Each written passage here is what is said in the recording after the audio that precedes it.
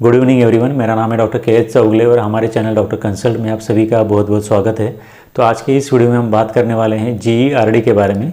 तो GERD का मतलब होता है गैस्ट्रो इसोफेजियल रिफ्लक्स डिसऑर्डर, इसको कि शॉर्ट में गैस्ट्रिक रिफ्लक्स की बीमारी ऐसे भी कहा जाता है। तो आज हम इस वीडियो में बात करेंगे कि गैस्ट्रिक रिफ्लक्स की बीमारी किस वजह से होती है और इस बीमारी की वजह से उस पेशेंट को क्या तकलीफ होती है और इस तकलीफ़ को कम करने के लिए हम घर में ही उस पेशेंट के लिए क्या उपाय कर सकते हैं जिसकी वजह से उस पेशेंट की तकलीफ़ बिना मेडिकेशन लिए या बिना कोई भी दवाई लिए घर में ही वो तकलीफ़ कैसे कम हो सकती है। तो सबसे पहली बात कि हमारे पेट के अंदर जो खाने की थैली होती है, जिसको कि हम स्टमक ऐसे भी बोलते हैं, इस स्टमक के अंदर खाना खाने के बाद जो भी गैस्ट्रिक कंटेंट बनता है, उस गैस्ट्रिक कंटेंट का फिर से वापस ईसोफेगस के अंदर चले जाना, इसी को हम एसिड रिफ्लक्स ऐसे बोलते हैं। तो जैसे कि हम सभी को पता है कि गैस्ट्रिक कंटेंट के अंदर एसिड की मात्रा काफ़ी ज़्यादा होती है।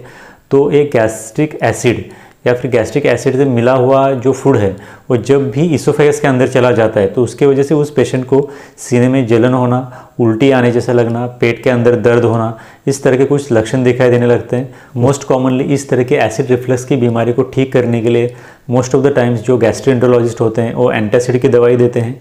इसके साथ साथ कुछ प्रीबायोटिक्स और प्रोबायोटिक्स की जो दवाइयाँ होती है वो भी दी जाती है।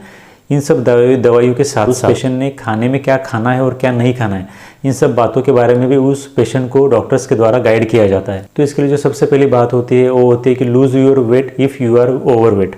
मतलब अगर आपके बॉडी का वज़न काफ़ी ज़्यादा बढ़ चुका है तो सबसे पहली बात तो आपको अपने बॉडी का वज़न कम करना पड़ेगा और जो नॉर्मल पैरामीटर्स होते हैं उनके अंदर ही आपको अपने बॉडी का वज़न रखना चाहिए। वेट लूज़ करने के बाद इस तरह से होने वाली गैस्ट्रिक रिफ्लक्स की बीमारी काफ़ी हद तक कम हो जाती है। इसके बाद अगर किसी भी पेशेंट में एब्डोमिनल ओबेसिटी है, जिसको कि हम आम भाषा में तोंद बढ़ना ऐसे भी बोलते हैं, तो अगर किसी पेशेंट में तोंद बढ़ी हुई है तो उस पेशेंट को सबसे पहले तो तोंद को कम करने के लिए ट्रीटमेंट लेनी चाहिए और उस तोंद को कम करना चाहिए।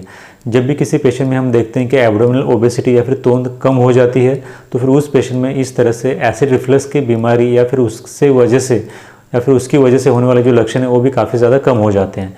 तो एब्डोमिनल ओबेसिटी को कम करना भी काफ़ी ज़्यादा महत्वपूर्ण होता है। तो जैसे कि हमने बात की थी कि गैस्ट्रिक कंटेंट अपवर्ड डायरेक्शन में इसोफेगस के अंदर चला जाता है, इसकी वजह से उस पेशेंट में गैस्ट्रिक इसोफेजियल रिफ्लक्स डिसऑर्डर नाम की बीमारी होती है। तो इस तरह से उस पेशेंट में गैस्ट्रिक कंटेंट इसोफेगस के अंदर ना चला जाए, इसके लिए करना क्या होता है कि जब भी वो पेशेंट सोता है तो सोते वक्त या फिर सोने के बाद उस पेशेंट की जो हेड साइड है उसको थोड़ा सा ऊपर के साइड पे लेना होता है, थोड़ा सा ऊपर उठाना होता है, जैसे कि आप इस वक्त यहाँ पे देख सकते हो।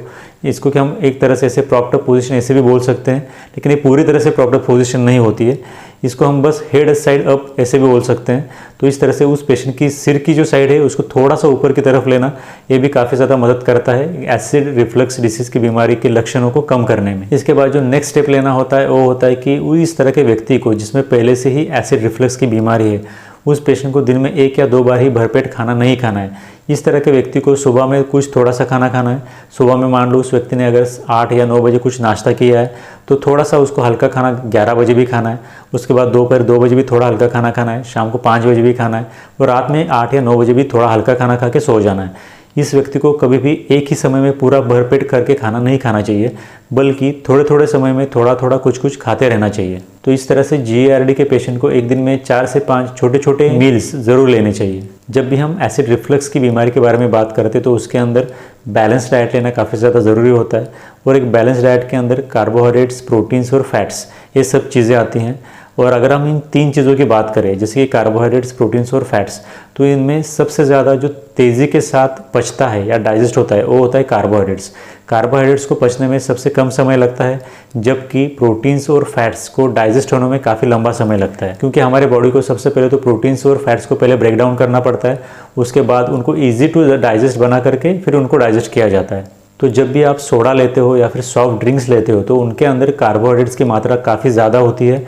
इसके लिए जब भी सोडा और सॉफ्ट ड्रिंक्स आप लेते हो तो उसके बाद पेट काफ़ी भरा हुआ महसूस होता है। तो इस तरह से जो भी पेशेंट सोडा या फिर सॉफ्ट ड्रिंक्स लेते हैं उनके अंदर एसिड रिफ्लक्स की बीमारी के लक्षण काफ़ी ज़्यादा समय तक दिखाई देने लगते हैं। तो इसके लिए अगर आपको GERD या फिर एसिड रिफ्लक्स की बीमारी है तो आपको ज़रूर से अपने खाने में सोडा और सॉफ्ट ड्रिंक्स को नहीं लेना चाहिए। कुछ पेशेंट्स का पूछना होता है कि गैस्ट्रिक अल्सर्स या फिर पेट के अंदर अल्सर्स किस वजह से होते हैं, क्या ये सभी अल्सर सॉफ्ट ड्रिंक या फिर कोल्ड ड्रिंक पीने की वजह से हो सकते हैं? तो देखिए क्या है कि इसके अंदर जब भी आप सॉफ्ट ड्रिंक लेते हो या फिर जब भी सोडा लेते हो तो ये सोडा या फिर सॉफ्ट गैस्ट्रिक अल्सर को नहीं बनाते हैं। गैस्ट्रिक अल्सर को बनाने वाली मोस्टली दो ही चीज़ें होती हैं। एक तो होते हैं पेन किलर्स जो मोस्टली NSAIDs या फिर नॉन स्टेरॉयडल एंटी इन्फ्लेमेटरीज के कैटेगरी के अंदर आते हैं। और जो दूसरे होते हैं वो होते हैं एक्चुअली कोई ड्रग नहीं होते, वो एक बैक्टीरिया होता है जिसको कि हम एच पाइलोरी बैक्टीरिया इस नाम से जानते हैं। एच पाइलोरी बैक्टीरिया और कुछ प्रकार के पेन किलर्स ये ऐसी चीज़ें हैं जिनकी वजह से किसी भी व्यक्ति के पेट के अंदर अल्सर बन सकता है, वो अल्सर बढ़ भी सकता है। ओवरऑल अगर आपको एसिड रिफ्लक्स की बीमारी है तो आपको 3-4 चीज़ें ज़रूर ध्यान में रखनी चाहिए। सबसे पहले अगर आपका वजन ज़्यादा है तो वजन कम करना है। दूसरी बात, अगर आपकी तोंद बढ़ी हुई है या फिर आपके एब्डोमिनल ओबेसिटी है तो उसको कम करना है। तीसरी बात, रात को सोते वक्त आपको आपके सर की जो साइड है उसको थोड़ा हायर साइड पे या फिर उसको थोड़ा ऊंचा करके रखना है। और चौथी बात, एक ही समय में आपको पूरा पेट भर के खाना नहीं खाना है, बल्कि पूरे दिन में 4 से 5 बार छोटे छोटे मील्स लेने हैं। इसके बाद आपको सोडा या फिर सॉफ्ट ड्रिंक्स को अवॉइड करना है, किसी भी तरह के पेन किलर्स नहीं लेने हैं और एच पाइलोरी बैक्टीरियल इन्फेक्शन से बचना है। और इस तरह के इन्फेक्शन के क्या लक्षण होते हैं इनके बारे में जानकारी लेकर के टाइमली उनकी ट्रीटमेंट करनी है। तो आज हमने इस वीडियो में बात की कि एसिड रिफ्लक्स की बीमारी को घर में ही ठीक करने के लिए हम क्या क्या तरीके अपना सकते हैं इसके बारे में। अगर आपके इसके विषय में कुछ डाउट्स है तो आप हमें नीचे कमेंट सेक्शन में ज़रूर पूछ सकते हो। Thanks for watching this video till then, thank you very much.